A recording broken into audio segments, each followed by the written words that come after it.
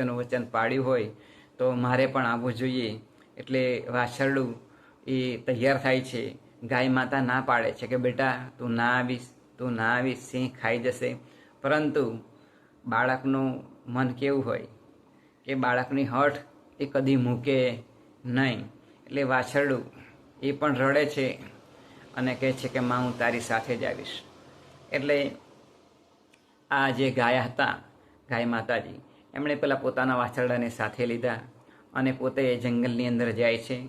અને સિંહ એ જ્યાં હતો ત્યાં ગાય અને વાછરડું જાય છે. વાછરડું વચ્ચે ઊભું રહે છે, ગાય પાછળ ઊભી રહેશે અને સામે સિંહ હોય છે. હવે ગાય માતા એ સિંહને કહે છે કે આ મારું વાછરડું છે એ માનતું નથી, તે તમે મારા વાછરડાને સાંત્વન આપો, એમને તમે ખાશો નહીં. જુઓ એક માની કેટલી પરાકાષ્ઠા છે. અને તમારે મને શિકાર કરીને ખાવી હોય તો તમે એને ખાઈ શકો છો અને તમારી ક્ષુધા છે એને શાંત કરી શકો છો. પરંતુ અમારા વાછરડાને તમે છોડી મૂકજો. આમ જ્યારે કહે છે ત્યારે વાછરડું બોલે છે કે ના માં, પહેલાં મારે મરવું છે. મને મારીને ખાય સિંહ, પછી જ તમને એ ખાશે. આમ આ સિંહે સાંભળ્યું એટલે સિંહને થયું કે ખરેખર આ જે ગાય માતા છે એ સત્યનું એમણે પાલન કર્યું છે.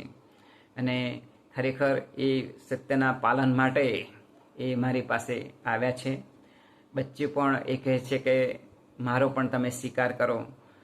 તો આમ આ સત્યનું પાલન જોઈ અને સિંહ એકને એકદમ દયા આવી અને એણે વિચારીને કહ્યું કે જે સત્ય બોલે છે એનું કદાપી અમંગલ થતું નથી. માટે હું તમને બંનેને છોડી દઉં છું અને તમે સત્યનું પાલન કર્યું છે એટલે મારે તમને છોડી દેવા જોઈએ. અને મને શિકાર તો આમ જંગલની અંદરથી ઘણો બધો મળી રહેશે, પરંતુ તમે સત્યનું પાલન કર્યું છે માટે હું તમને છોડી દઉં છું. મિત્રો, આ કથા વાર્તાના આધારે આપણે આપણા જીવનની અંદરથી જાણવા મળે છે કે ખરેખર જો એક સત્યનું પાલન કરવામાં આવે તો આપણને પણ ઘણું બધું એ પ્રાપ્ત થતું હોય છે.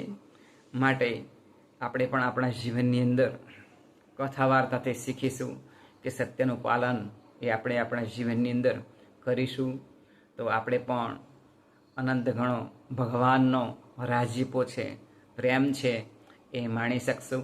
એ જ આજના શુભ દિને પ્રાર્થના બોલીએ. કૃષ્ણ કનૈયા લાલ કી જય.